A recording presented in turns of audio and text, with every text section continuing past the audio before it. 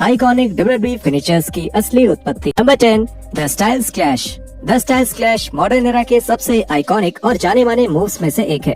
AJ Styles ने अपने इस ट्रेडमार्क फिनिशर को बहुत सारे प्रमोशंस में इस्तेमाल किया है, जैसे TNA, new Japan pro wrestling और जाहिर तौर पर WWE में भी। जब बात आती है कि आखिर ये फिनिशिंग मूव शुरू कहां से हुआ था, तब इसकी कहानी थोड़ी अनोखी है और इसकी शुरुआत असल में एक ट्रैम्पोलिन पर पावर बॉम्ब करने की नाकामयाब कोशिश से हुई थी। ITN रेसलिंग के साथ एक इंटरव्यू के दौरान एजे स्टाइल्स ने बताया कि मेरा छोटा भाई एक ट्रैम्पोलिन पर अपने दोस्त को एक पावर बॉम्ब देने की कोशिश कर रहा था। वो उल्टा लटका हुआ था। वो एक दूसरे से बात कर रहे थे और फिर मैं वहाँ गया और मेरे भाई को एक ट्रैम्पोलिन पर पहला स्टाइल्स क्लैश मिला था। Number 9, the skull crushing finale. The Miz को अपने लायक फिनिशिंग मूव ढूंढने में काफी समय लगा था। शुरुआत में द मिज बहुत सारे मूव्स को अपने फिनिशर की तरह इस्तेमाल करते थे, जैसे कि द रियलिटी चेक और विजार्ड ऑफ ओज। ये सारे मूव्स बिल्कुल सही नहीं लगते थे और जब द मिज डीन मैलेंको और आन एंडरसन के साथ मिलकर नए मूव्स के बारे में सोच रहे थे, तब उन्हें द स्कल क्रशिंग फिनाले का ख्याल आया था।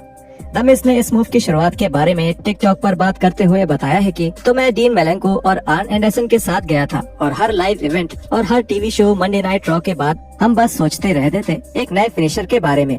उनका पहला आइडिया एक नई DDT का था जो सबको एक आधे DDT की तरह लगता था, इसलिए हमने वो नहीं किया।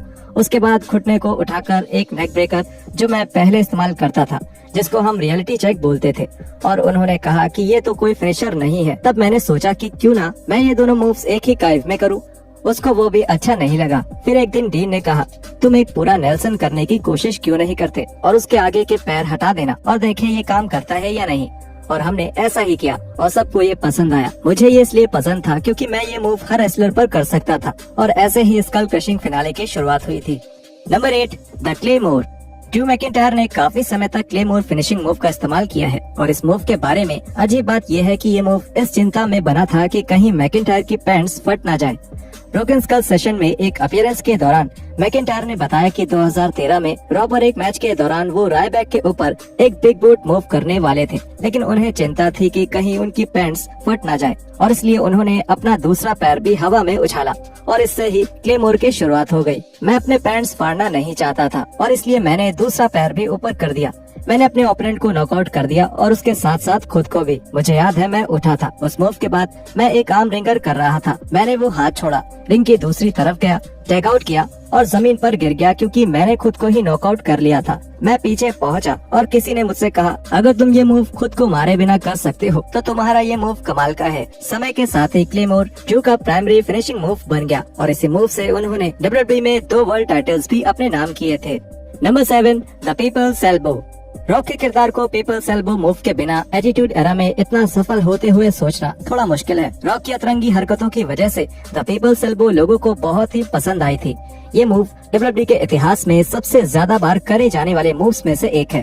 ट्रिपल एच और द अंडरटेकर जैसे लेजेंड्स के मुताबिक द रॉक ने एटीट्यूड एरा में इस मूव का इस्तेमाल दूसरे रेसलर्स का किरदार तोड़ने के लिए किया था, लेकिन अंत में ये उनका परमानेंट फिनिशिंग मूव ही बन गया और फैंस को इस मूव का कॉन्सेप्ट बहुत पसंद आया। The people's elbow the Rock के 2 मेन फिनिशर्स में से एक बन गया क्योंकि वो ज्यादातर रॉक बॉटम मूव का इस्तेमाल करते थे, जो एक मूव के तौर पर ज्यादा असरदार था और इस मूव को पिछले 2 दशकों में कई और रेसलर्स ने करने की कोशिश करी है।